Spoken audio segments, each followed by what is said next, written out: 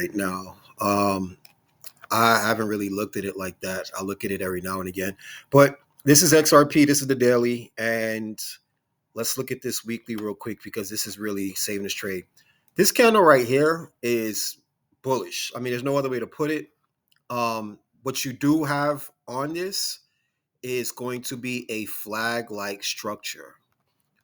So this is what it kind of looks like. It looks like this right here. And it looks like this, right? You could probably put it right there like that. But that's your flag. We go into the daily and it looks like this. Um, the issue with this is that you can see what it's doing, even what it's doing, and it looks as if we would have expectations for it to come down into this area right here. Um, but it's been on this trend line for quite some time. I mean, it's one, two, three times. I'm expecting it's going to break. So typically in this type of a scenario, what you tend to see is going to be a situation that looks like this, where XRP will come down just a little bit lower and then go like that.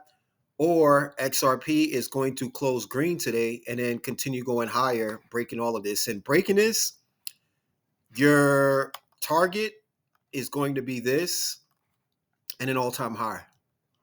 That's going to be your target. Again, this structure right here is really bullish. Um, this is really bullish. Uh, I highly doubt that this is something that's going to break XRP down. Highly doubt it.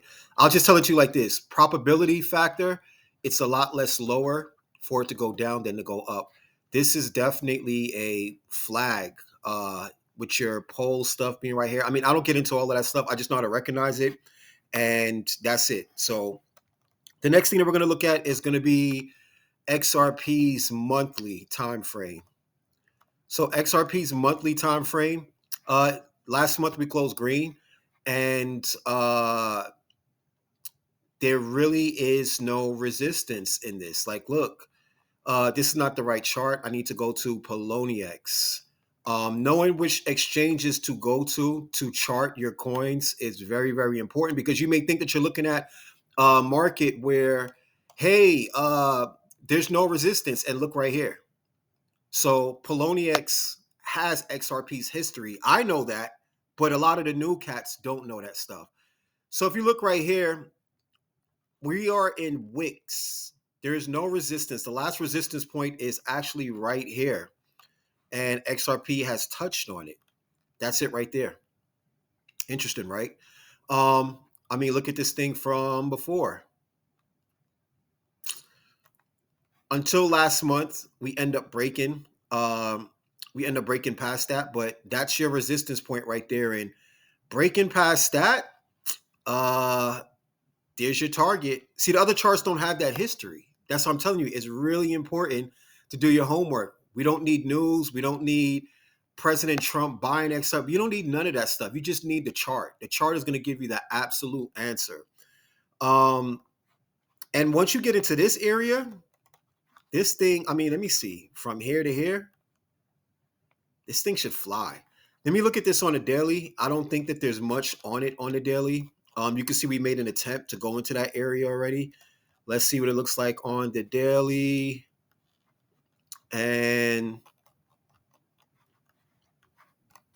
yeah, it looks like there's a lot of resistance at that $3 area right there. You could see multiple attempts to try to get above that $3 area right there. So that's probably an area where you'll see XRP go maybe 305, 310, 3. That's stuff I don't have history with. I have history of trading XRP with all these prices right here where I know XRP to be familiar. Where XRP is currently at, I don't have any history with that. I don't have any familiarity. I do have a chart and I can read it, but there's nothing like being able to understand what a market will do when you've been trading all of this every week, every day, back to back to back. I mean, it's pretty easy. So this is an interesting structure. It does look like we have a, again, if you look right here, let me put it up right here. We're gonna need 1, 2, and 3. This is what we're looking at. Yeah, you ain't gonna find many people that chart like this. I look for reality. So this is what we're looking at.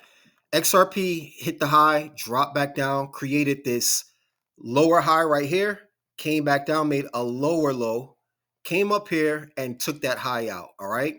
Then you make a low, come back up here, make a lower high, and then you come up here, and this is where things get interesting. We did not make a lower low. We did not violate this low. We made a higher low, and we also made a high to take this out. So typically what you're going to see is you want to see this thing be supported where it does not break down below this. The good thing about XRP is it's really it's clear as day what XRP needs to do. You just need to stay above this low right here for the market to be bullish. That's it. I mean, that's all you have to look for, is to see, is XRP going to violate this? That's it. And with that, the pattern would be broken, and you would see something that looks like this. You would see something that looks like this, where XRP would go up, curl around, and it takes out all of that stuff right there and goes up. That's what you would be looking for with XRP. XRP in 6 minutes, it took 6 minutes to understand what XRP would do. I have not spent this much time with XRP all week, neither last week or anything. This is what I'm trying to tell you about technical analysis. When you know this stuff, you know it. You don't have to sit there and play around or blah, blah, blah. You just have to practice this.